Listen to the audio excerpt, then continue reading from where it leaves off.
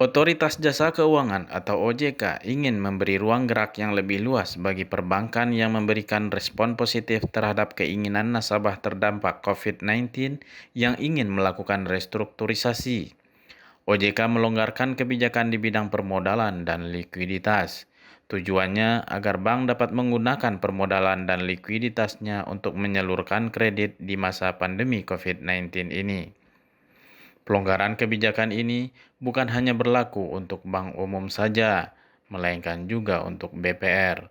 Hal ini disampaikan oleh Dewan Komisioner Merangkap Kepala Eksekutif Pengawas Bank OJK, Heru Kristiana, dalam silaturahmi virtual OJK dan media massa di Jakarta pada tanggal 4 Juni 2020. Kita terus memperhatikan dinamika dari perkembangan akhir-akhir ini. Kita terus ingin memberikan ruang gerak yang lebih luas bagi perbankan kita yang merespon positif terhadap nasabah-nasabahnya yang ingin melakukan restrukturisasi. Sehingga OJK melihat masih ada beberapa ruang yang dapat diberikan kepada perbankan kita agar terus bisa menyikapi perkembangan COVID, perkembangan restru itu yang bergerak dengan sangat dinamis. Kita ingin bahwa perbankan kita maupun sektor real dapat terus bertahan menghadapi dampak dari COVID. Sehingga kita juga mencermati perkembangan dari masing-masing regulator di seluruh dunia. Sehingga kita di dalam beberapa kebijakan ingin juga memberikan relaksasi bagi perbankan kita untuk terus bisa mendukung sektor real kita. Yang pertama, tadi Pak Wimbo sudah menyampaikan juga ada beberapa kebijakan lanjutan yang sudah kita keluarkan.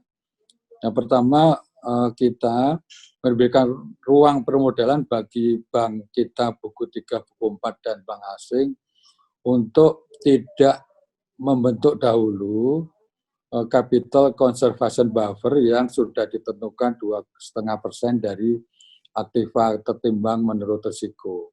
Di dalam aturan sebelumnya, bank yang sudah membentuk permodalannya sesuai dengan profil risikonya, masih ditambahkan 2,5% kewajiban capital conservation buffer-nya.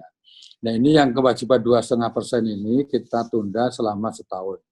Artinya kita memberikan ruang yang lebih luas kepada perbankan kita terkait dengan permodalannya, sehingga keleluasan ini bisa digunakan oleh perbankan kita untuk menyalurkan kredit ataupun mendukung likuiditas.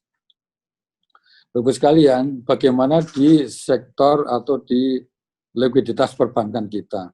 Kita juga memberikan kelonggaran lagi yang tadinya bank kita diwajibkan untuk membentuk liquidity coverage ratio maupun net stable funding ratio sebesar 100%. Di dalam relaksasi ini kita turunkan kewajibannya menjadi 85%.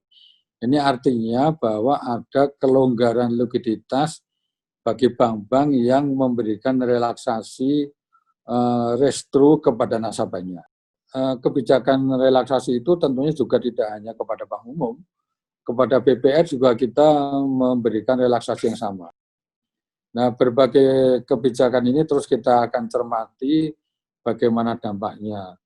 Kemudian juga kita mencermati perkembangan yang dinamis terkait dengan COVID ini. Tentunya kita akan terus melakukan langkah-langkah agar restru yang diberikan bank kepada nasabahnya itu bisa berjalan dengan baik.